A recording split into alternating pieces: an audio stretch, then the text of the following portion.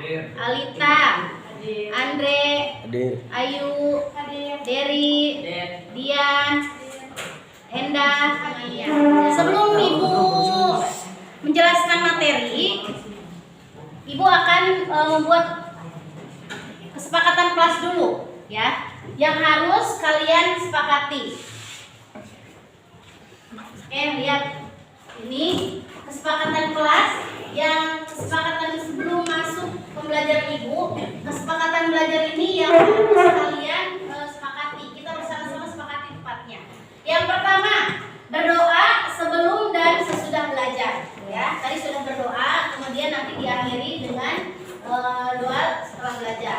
Kemudian yang kedua, mendengarkan guru ketika belajar dan ikuti petunjuk guru. Jadi jangan ada yang membuat acara dalam acara. Kalau yang mau izin silahkan acukan tangan dulu, izin baik-baik. Bu, saya misalnya mau ke WC atau apa, ya. Yang ketiga, duduk dengan rapi, angkat tangan jika ingin bertanya atau berbicara. Jadi jangan langsung berbicara tanpa ada baba dulu. Lihat ada gambar apa di sini? Ada gambar apa? Ada apa lagi kira-kira? Kuda. Ada komponen apa aja tadi di situ? Ada air, terus Dan. Oke, terus apa lagi? Oke, Batu. baik. Coba kita lihat di sini. Ibu akan kasih persepsi terlebih dahulu, ya. Di sini ada gambar. Ibu kasih gambar kupu-kupu dan juga ada bunga. Kira-kira yang terjadi pada gambar tersebut itu apa? Ada yang mau menjawab? Oke, coba Priyatno apa? Kupu-kupu mendapatkan nektar sebagai makanan dari bunga. Adapun bunga dibantu penyerbukan oleh kupu-kupu. Penyerbukan yang dilakukan adalah kupu-kupu yang hinggap di satu bunga. Oke, baik, terima kasih Priyatno ya. Kemudian kira-kira masih dalam gambar ini, bagaimana interaksi antar kedua makhluk hidup pada gambar ini? Kira-kira siapa yang menjawab? Oke, coba Haris apa? Simbiosis mutualisme, tidak ada pihak yang dirugikan, keduanya saling menerima manfaat dari interaksi satu sama lain. Oke, jadi di sini ada dua makhluk hidup, yaitu ada bunga dan juga kupu-kupu. Dua-duanya makhluk hidup ya, tidak ada yang benda mati. Jadi di sini ada saling ketergantungan, yaitu namanya simbiosis mutualisme. Ya, jadi dua-duanya ini saling diuntungkan. Kupu-kupu diuntungkan karena dia mendapatkan makanan, yaitu salah satunya sari-sari kalau kita ngomongnya madu ya, di sini sari manis yang dimakan oleh kupu-kupu. Sedangkan kupu-kupu ini dibantu caranya reproduksi gitu. Jadi salah satunya bisa dibawa oleh kupu-kupu tersebut. Baik, kemudian Ibu akan kasih lihat ini. Kalian mungkin setiap hari, setiap mau masuk ke sekolah, di gerbang sekolah itu ada tempat sampah ternyata di depan sekolah kita tercinta ini ya. Mungkin kalau karena kalian di sini masih baru, Ibu nggak tahu sudah pernah merasakan atau belum, tapi kalau melihat pasti pernah ini, pasti gitu melihat. Tapi kalau dulu sampah ini yang di depan ini itu sampai ketika ada warganya yang membakar sampah, baunya itu berhari-hari, asapnya, kemudian pernah juga baunya itu berhari-hari gitu ya. Ini di tempat sampah di depan sekolah kita. Nah, kemudian ini akan Ibu berikan acuan. Yang pertama, tujuan pembelajaran. Apa sih tujuannya? Yang pertama di sini melalui kajian literatur, Ibu ditayangkan video. Peserta didik ini dapat menganalisis interaksi yang terjadi dalam ekosistem dengan benar. Kemudian ini langkah-langkahnya dan manfaatnya. Yang pertama, materi ini manfaatnya adalah menciptakan keanekaragaman sehingga sumber daya alam ini terdiri dari ada fauna dan juga flora yang beraneka ragam.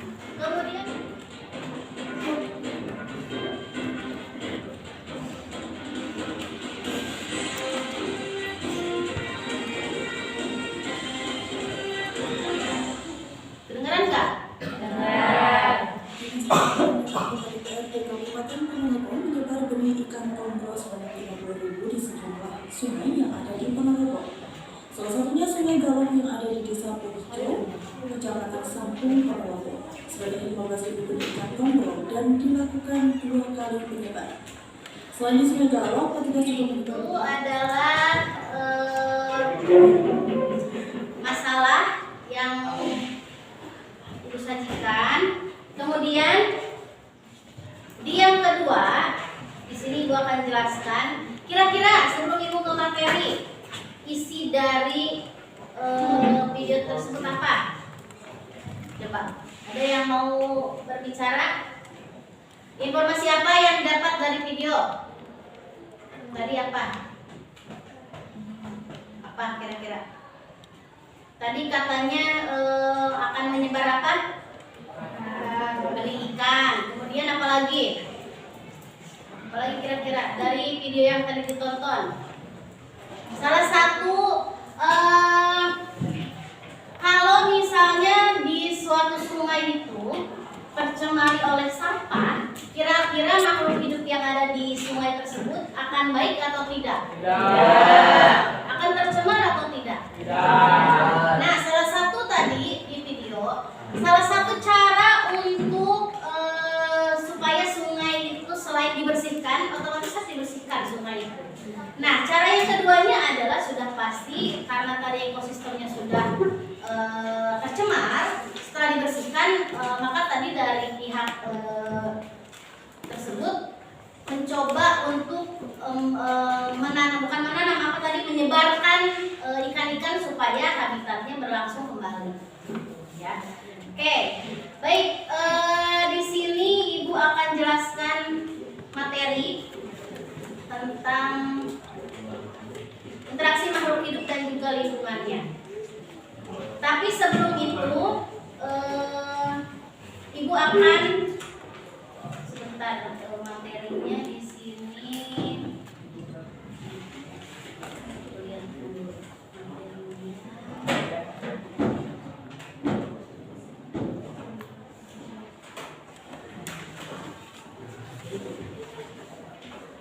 Sebentar dulu.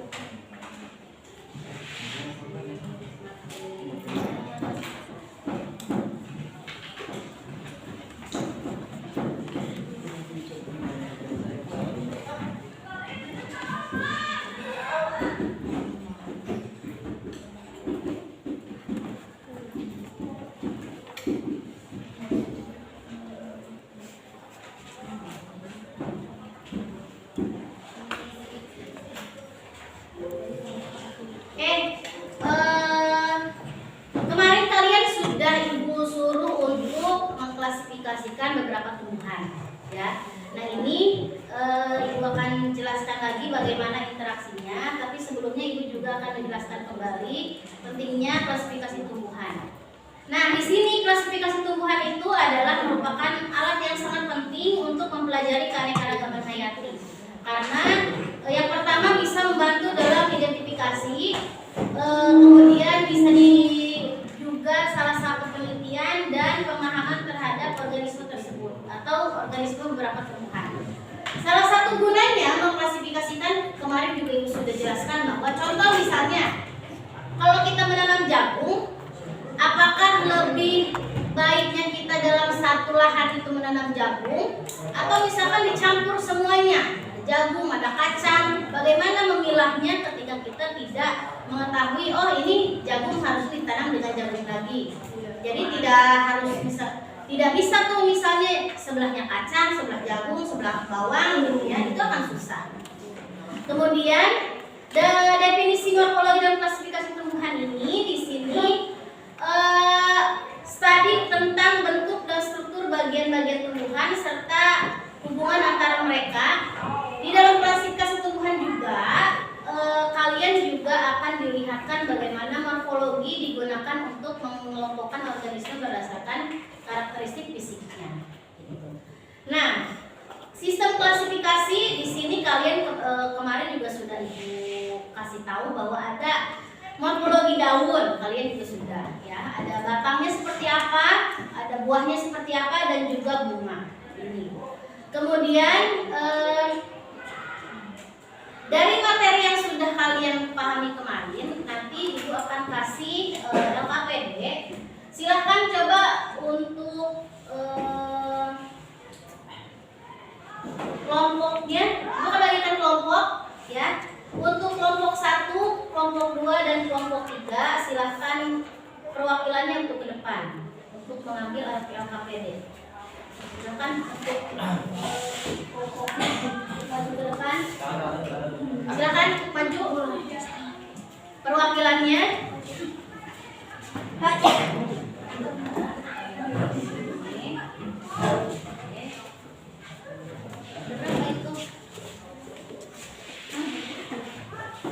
Satu lagi, ada tidak mana? 1, 2, ada berapa kelompok? Satu lagi. Oke. Baik, silakan duduknya per kelompok dulu. Langsung duduk per kelompok. Kelompok 1 sebelah sini, kelompok 2 agak depan, ke belakang, kelompok 3 agak depan, kelompok 4 agak belakang. Silakan langsung duduk membentuk lingkaran per kelompok. Oke.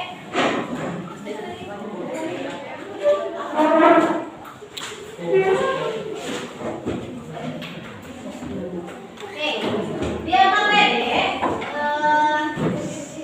di sini Ibu sudah kasihkan masalah yang gambar sampah tadi, ya. Kemudian kalian isi dari pengamatan video dan hasil observasi. Menurut kalian kejadian apa yang ditunjukkan pada gambar, ya? Isi. Kemudian nomor 2 juga, menurut kalian masalah apa yang dihadapi oleh penduduk sekitar area tumpukan sampah di sungai. Yang 3, apa saja kriteria solusi yang diperlukan penduduk setempat untuk mengatasi masalah tersebut. Dan sampai setelahnya hasilnya silakan kalian buat, boleh dari infografis, boleh sesuai dengan pelajaran kalian, ya. Jadi silakan untuk diisi.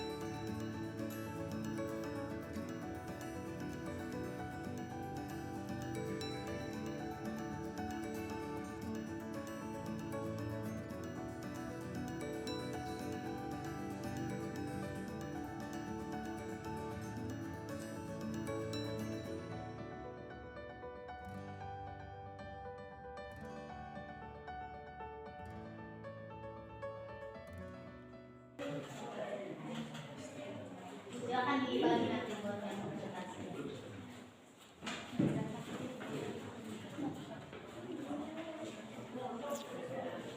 Beres belum?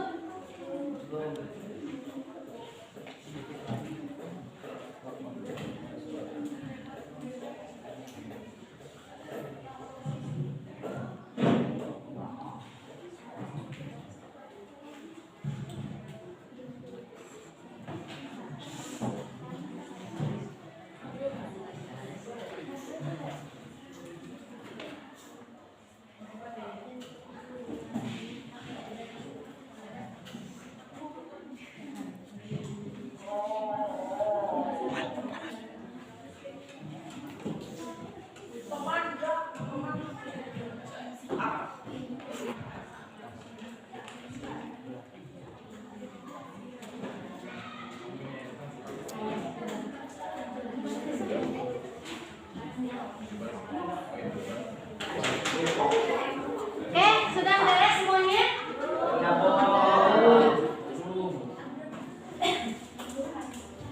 Sudah beres? Sudah. Oke. Assalamualaikum warahmatullahi wabarakatuh. Waalaikumsalam warahmatullahi wabarakatuh. Kami dari kelompok 1 ingin mempresentasikan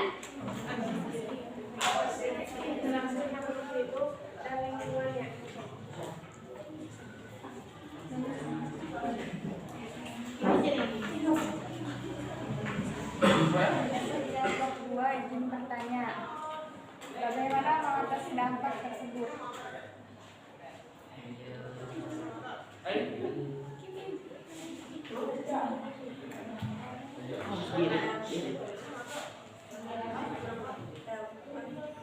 gimana pertanyaannya?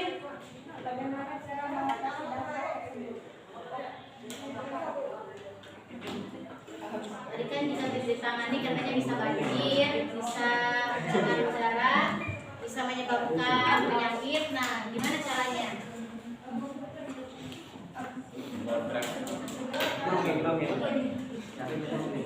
Itu mau bertawab.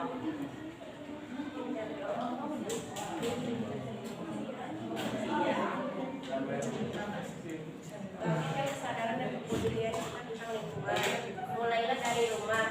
Cobalah kurangi pemakaian plastik. Mudah akses pembuangan. Besar kemudahan. Oke. Sekian dari kelompok dari kurang lebihnya mohon maaf. Assalamualaikum warahmatullahi wabarakatuh. Dari kelompok 2 ingin mempresentasikan interaksi makhluk hidup dan lingkungannya. Masalah yang kamu amati.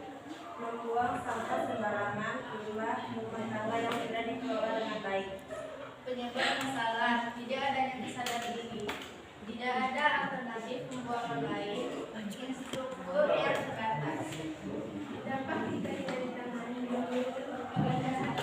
Assalamualaikum warahmatullahi wabarakatuh.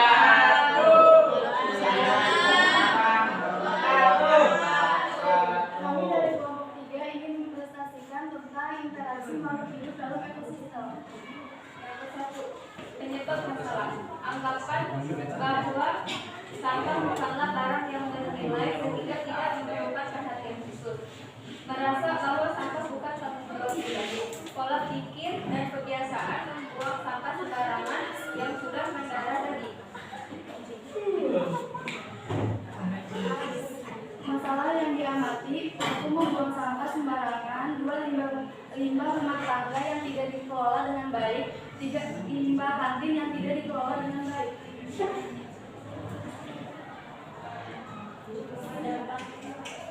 Dampak tidak ditangani. Banjir mencemari udara, tanah, dan air, menyebabkan penyakit, mempercepat pemanasan global, membuat keselamatan membaik.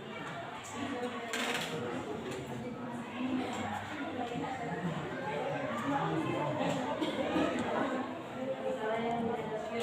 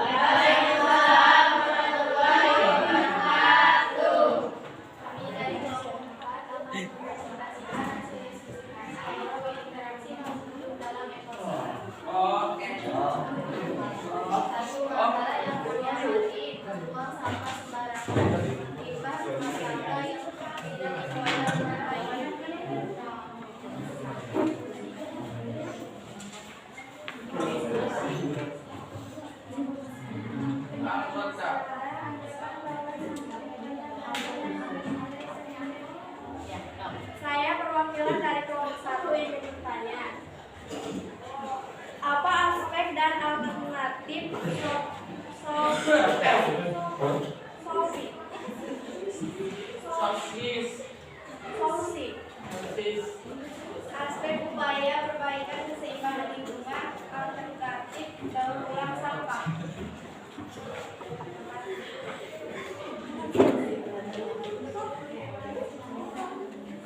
Sekian dari kami. Wassalamualaikum warahmatullahi wabarakatuh.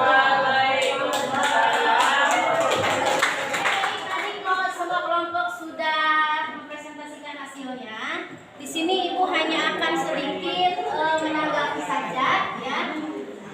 Pertama, materi kita yaitu tentang interaksi makhluk hidup dan juga lingkungannya. Ada beberapa hal yang harus digarisbawahi. Yang pertama, tadi bahwa kita itu tidak bisa hidup sendiri-sendiri. Baik, kemudian bawa handphone semuanya. Silahkan buka handphonenya. Ibu akan kasih apa namanya? Tadinya Ibu mau memakai puisi tapi tidak jadi. Ibu akan sudah semuanya?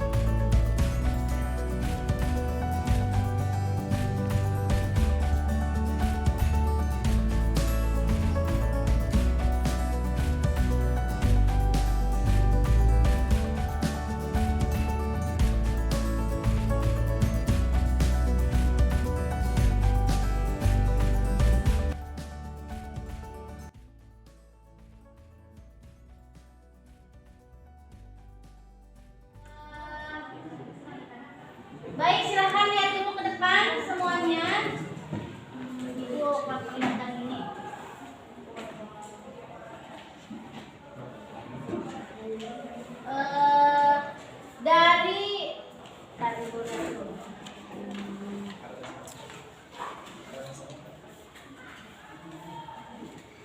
Dari permasalahan yang kita ambil di sini, kira-kira apa yang sudah kalian pahami? Tadi Ibu sudah jelaskan ada beberapa. Coba satu orang siapa? Apa yang kalian pahami deh dari pembelajaran hari ini? Khalid, Pak Khalid.